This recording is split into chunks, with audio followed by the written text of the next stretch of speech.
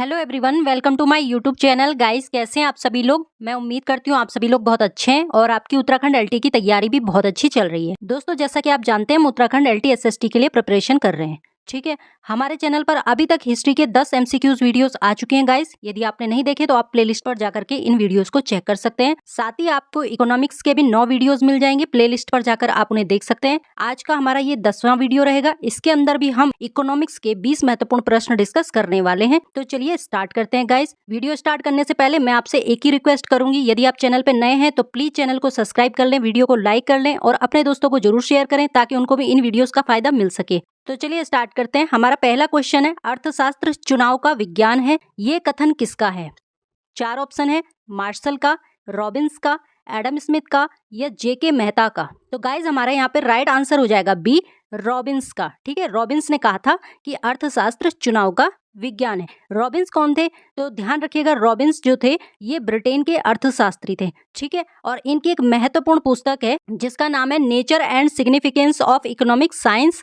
ये पुस्तक एग्जाम में पूछी जा सकती है, इसलिए मैं आपको बता रही हूँ, ये काफी महत्वपूर्ण पुस्तक है जो रॉबिन्स ने लिखी है। ठीक है, और इन्होंने अर्थशास्त्र चुनाव का विज्ञान है ये बात कही थी। अगला प्रश्न है हमारा, आर्थिक सिद्धांत में सेटेरिस पैरिबस शब्द का प्रयोग बताता है। मांग व पूर्ति समान है, अन्य बातें स्थिर हैं, पूर्ण रोजगार की दशा पाई जाती है, लागत और आगम स्थिर है। तो गाइज यहाँ पे हमारा राइट ऑप्शन हो जाएगा बी, अन्य बातें स्थिर हैं। ठीक है, जो सेटेरिस पैरिबस है ये शब्द प्रयोग किया जाता है यदि अन्य बातें समान रहें, इस चीज के लिए इस शब्द का प्रयोग किया जाता है। और ये जो शब्द है गाइज, ये लैटिन भाषा का ये शब्द है और इसका जो अर्थ है वो है यदि अन्य बातें समान रहें। तो यहाँ पे पूछा है कि आर्थिक सिद्धांत में सेटेरिस पैरिबस शब्द का प्रयोग क्या है या क्या बताता है, तो ये बताता है अन्य बातें स्थिर हैं। ठीक है, अगला प्रश्न है हमारा, मकड़जाल मॉडल के अनुसार स्थायी संतुलन की अवस्था किस स्थिति में प्राप्त होगी। यहाँ पे हमारा राइट ऑप्शन हो जाएगा बी, मांग आधिक्य तथा मांग की लोच पूर्ति की लोच। ठीक है, ये इसका राइट आंसर हो जाएगा यहाँ पे। अगला प्रश्न है, यदि मांग वक्र का ढाल पूर्ति वक्र के ढाल से कम है तो संतुलन की प्रकृति होगी। ऑप्शन है हमारे स्थायी, अस्थायी, स्थैतिक या प्रावेगिक। काफी महत्वपूर्ण प्रश्न है दोस्तों ये, और पीजीटी 2011 में पूछा गया है। तो बताइए इसका आंसर क्या रहेगा। यहाँ पे आप कमेंट बॉक्स में बताते नहीं, अपना स्कोर जरूर बताया करें। तो गाइज यहाँ पे हमारा राइट ऑप्शन हो जाएगा ए, स्थायी। ठीक है, यदि मांग वक्र का ढाल पूर्ति वक्र के ढाल से कम है तो संतुलन की प्रकृति हो जाएगी स्थायी। अगला प्रश्न है हमारा, आंशिक संतुलन दृष्टिकोण को कहते हैं माल्थीसियन दृष्टिकोण, मार्सिलियन दृष्टिकोण, लियोन वाल्सन दृष्टिकोण या स्टिगलर दृष्टिकोण। तो गाइज यहाँ पे हमारा राइट ऑप्शन हो जाएगा बी, मार्सिलियन दृष्टिकोण। अगला प्रश्न है हमारा, मुद्रा की मांग है आय मांग, पूरक मांग, व्युत्पन्न मांग या फिर प्रत्यक्ष मांग। तो गाइज यहाँ पे हमारा राइट ऑप्शन हो जाएगा सी, व्युत्पन्न मांग। मुद्रा की मांग है व्युत्पन्न मांग। अगला प्रश्न है हमारा, श्रम की मांग कहलाती है प्रत्यक्ष मांग, साधारण मांग, पूरक मांग या व्युत्पन्न मांग। तो यहाँ पे हमारा राइट ऑप्शन हो जाएगा डी, व्युत्पन्न मांग। ठीक है, श्रम की मांग कैसी मांग होती है, व्युत्पन्न मांग होती है। अगला प्रश्न है, साधनों की मांग को व्युत्पन्न मांग कहा जाता है क्योंकि ये उद्यमी की लाभ की आवश्यकता से ज्ञात की जाती है, ये सरकार की श्रम संबंधी नीति से उत्पन्न होती है, इसका उद्गम अंतिम वस्तु की मांग से होता है, ये दीर्घकालीन प्रत्याशाओं से ज्ञात की जाती है। तो गाइज यहाँ पे हमारा राइट ऑप्शन हो जाएगा सी, इसका उद्गम अंतिम वस्तु की मांग से होता है। अगला प्रश्न है हमारा, साम्य से अभिप्राय है परिवर्तनहीनता की स्थिति से, उस स्थिति से जब उपभोक्ता को अधिकतम उपयोगिता प्राप्त होती है, उस स्थिति से जब उत्पादन न्यूनतम लागत पर होता है या उपरोक्त सभी।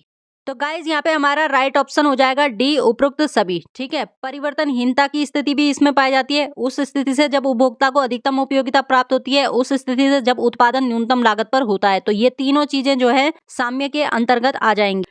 अगला प्रश्न है हमारा, सामान्य कीमत है अत्यधिक अस्थिर कीमत, अल्पकालीन कीमत, दीर्घकालीन कीमत या राज्य द्वारा निर्धारित कीमत। तो गाइज यहाँ पे हमारा राइट ऑप्शन हो जाएगा सी, दीर्घकालीन कीमत। जो सामान्य कीमत है वह दीर्घकालीन और स्थायी कीमत होती है, जबकि बाजार मूल्य अल्पकालीन होता है जो मांग और पूर्ति की शक्तियों के द्वारा निर्धारित होता है। तो सामान्य कीमत जो होती है वो दीर्घकालीन होती है। अगला प्रश्न है हमारा, प्रथम बार किस अर्थशास्त्री ने व्यष्टि एवं समष्टि अर्थशास्त्र जैसे पदों का प्रयोग किया था। मिल्टन फ्रीडमैन, रेगनर फ्रिज, जेम्किंस या एसी पिगू। तो गाइज यहाँ पे हमारा जो राइट ऑप्शन है वो है बी, रेगनर फ्रिज।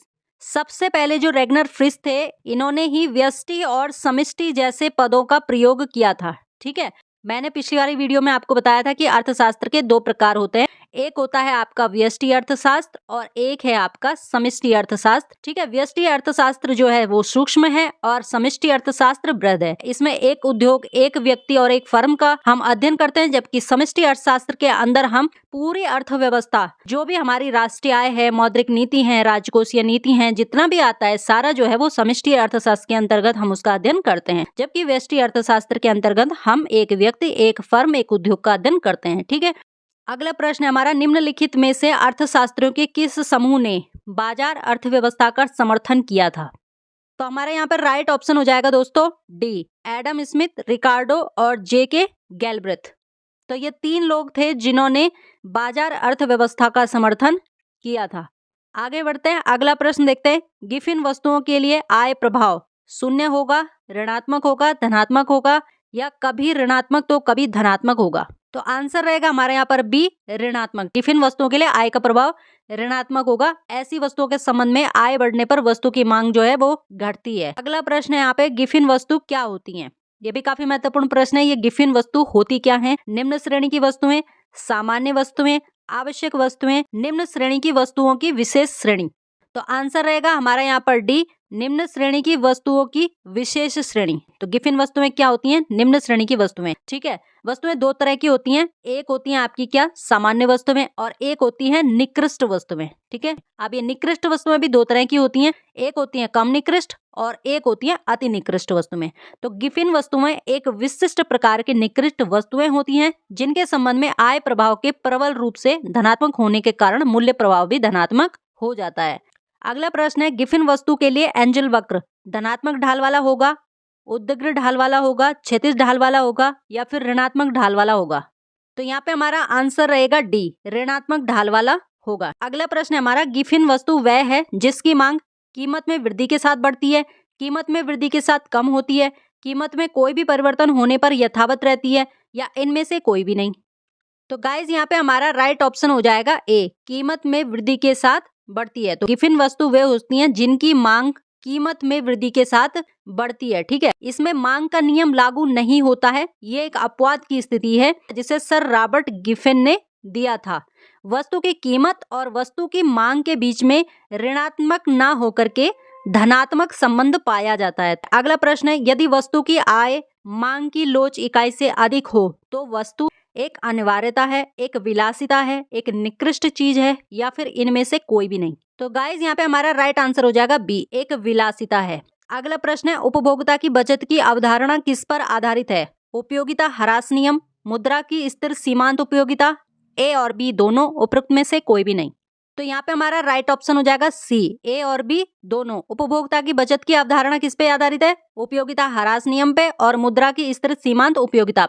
अगला प्रश्न है हमारा, आवश्यक वस्तुओं के लिए उपभोक्ता बचत होती है शून्य, अनंत, इकाई या अनिश्चित? तो दोस्तों यहाँ पे हमारा आंसर हो जाएगा बी, अनंत। आवश्यक वस्तुओं के लिए उपभोक्ता की बचत सर्वाधिक या अनंत होती है। अगला प्रश्न है हमारा, एक वस्तु की मात्रा जो एक ग्राहक एक बाजार में एक विशेष मूल्य पर एक विशेष समय में खरीदता है वह कहलाती है आपूर्ति, मांग, उपयोगिता या इच्छा? तो गाइज यहाँ पे हमारा राइट ऑप्शन हो जाएगा बी, मांग। तो दोस्तों आज की इस वीडियो में हमने माइक्रो इकोनॉमिक्स के 20 महत्वपूर्ण प्रश्न डिस्कस किए। तो मैं उम्मीद करती हूँ कि आपको ये वीडियो जरूर पसंद आ रही होंगी। अगर पसंद आ रही है तो आप चैनल को जरूर से सब्सक्राइब कर लें, वीडियो को लाइक कर लें और अपने दोस्तों को भी शेयर करें। तो चलिए मिलते हैं अगली वाली वीडियो में, तब तक के लिए बहुत बहुत धन्यवाद।